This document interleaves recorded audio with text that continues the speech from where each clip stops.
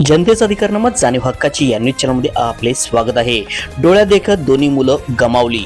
अस्थि विसर्जनच्या आधीच आईचाही मृत्यू। दोन्ही पोटच्या मुलांच्या अस्थि विसर्जनाआधीच आईचाही मृत्यू झाल्याची हृदयद्रावक घटना कोल्हापूरमध्ये घडली। या दोन पोटच्या मुलांच्या शेतात काम करत असताना विजेच्या धक्क्याने मृत्यू झाला। हा विरह सहन न झाल्याने आईचेही हृदयविकाराच्या धक्क्याने निधन झाले आहे।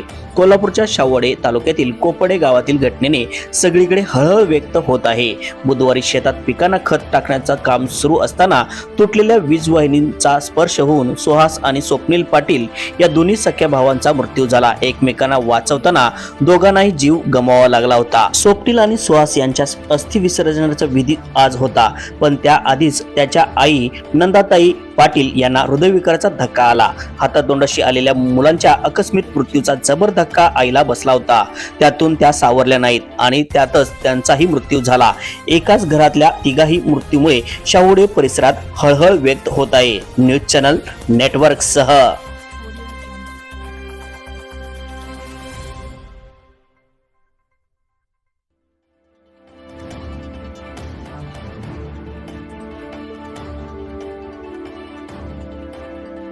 जनतेचा अधिकार नामत जाणीव हक्काची या न्यूज चॅनलला लाईक, शेअर व सबस्क्राईब करण्यास विसरू नका व सदैव रहा अपडेट।